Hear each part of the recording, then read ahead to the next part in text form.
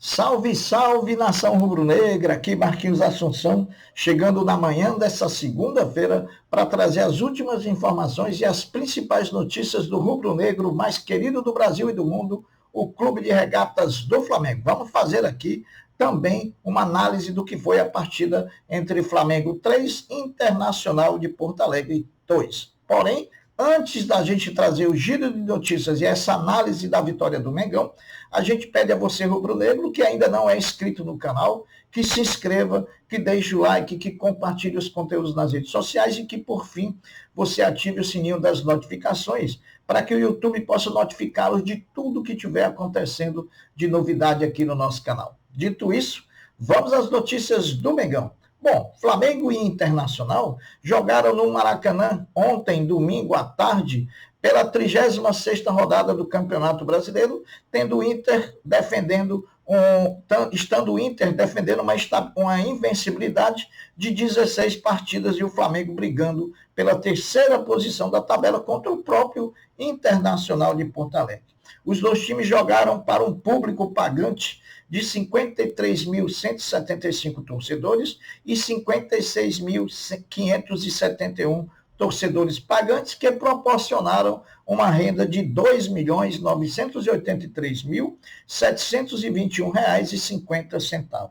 Jogo franco, disputado, porém, com dois tempos muito distintos. Faremos agora uma análise fria, porém objetiva, do que foi a vitória do Flamengo por 3-2 diante do Internacional de Porto Alegre, né? Vamos ver. Surpreendentemente, até por conta da alta temperatura de uma partida que começou às 16 horas no Maracanã, o Flamengo iniciou com tudo a partida indo para cima do Internacional, não dando espaço, marcando alto e não permitindo que o Inter tivesse ação mais perigosa no gol defendido pelo goleiro Rossi. Essa marcação alta imposta pelo Flamengo transformou o primeiro tempo do Flamengo diante do Internacional como um verdadeiro massacre, né? Um rolo compressor avassalador que fez com que o Flamengo terminasse o primeiro tempo vencendo por 3-0. E aqui a gente faz uma justificativa. Todos os jogadores do Flamengo, sem exceção, jogaram muito bem esse primeiro tempo, sendo até difícil de destacar aquele individualmente até então melhor da partida.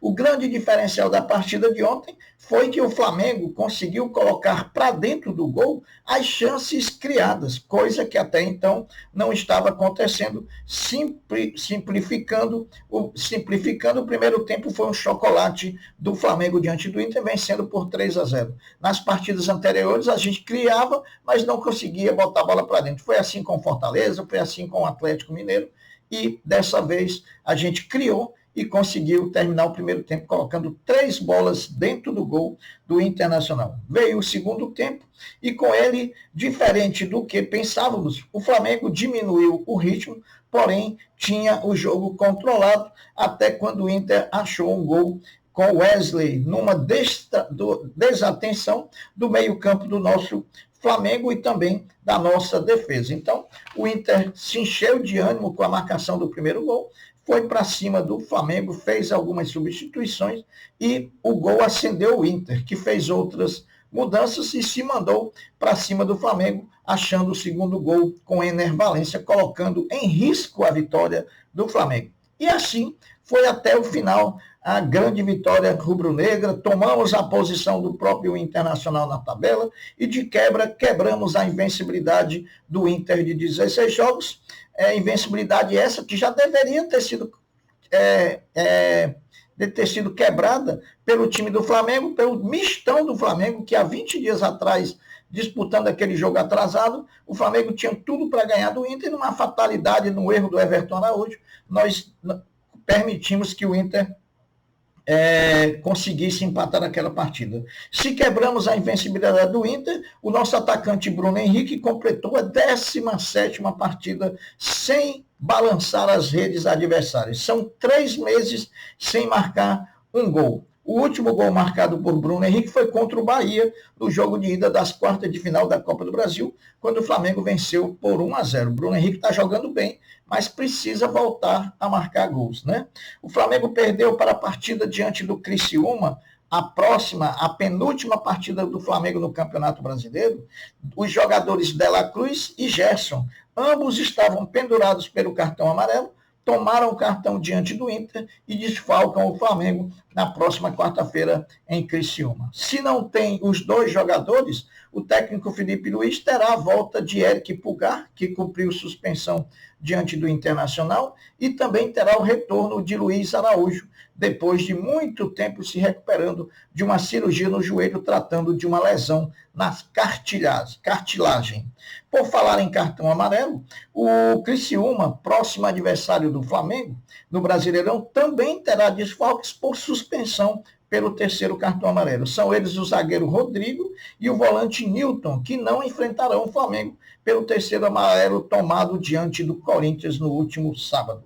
Para variar, meus amigos, todos os ingressos disponibilizados para a torcida do Flamengo diante do Criciúma, lá no estádio Heriberto Rios, foram vendidos em menos de uma hora, apesar do preço salgado de R$ 210 por pessoa. Os 3 gols marcados pelo Flamengo diante do Internacional de Porto Alegre na tarde desse domingo no Maracanã fizeram com que o Flamengo chegasse à segunda posição entre os melhores ataques do campeonato, com 56 gols. Posição essa que o Flamengo está dividindo com o Botafogo, que também marcou 56 gols, e os dois estão atrás do Palmeiras, que é o melhor ataque do campeonato, com 58 gols, portanto, 2 gols a mais do que Flamengo e Botafogo. Meus amigos, sobre Cebolinha, o atleta está muito próximo de iniciar a transição física após a gravíssima lesão no tendão de Aquiles em agosto último. O atacante deve ter condições de ser liberado para os treinos com o técnico Felipe Luiz para a pré-temporada do Flamengo em janeiro. Bom, depois de perder no sábado para o Minas, em jogo que valia a liderança do NBB 24-25,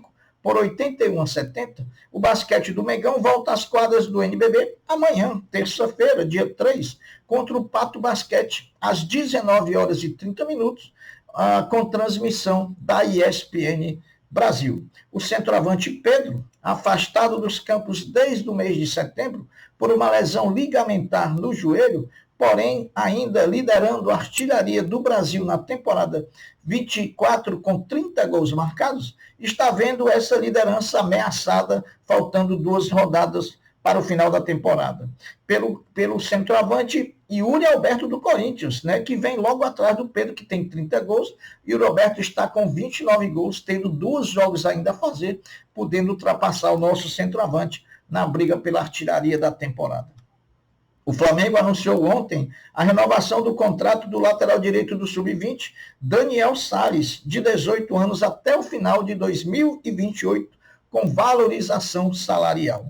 A 36ª rodada do Campeonato Brasileiro teve os jogos realizados ontem, domingo, jogos que fecharam a rodada. Flamengo 3, Inter 2, Grêmio 2, São Paulo 1, Bragantino 1, Cruzeiro 1, Atlético Paranaense 1, Fluminense 1. O Flamengo encerra a 36ª rodada na 3ª posição do campeonato, ultrapassando só nessa rodada os times do Internacional e também do Fortaleza. Meus amigos, essas foram as notícias do Flamengo.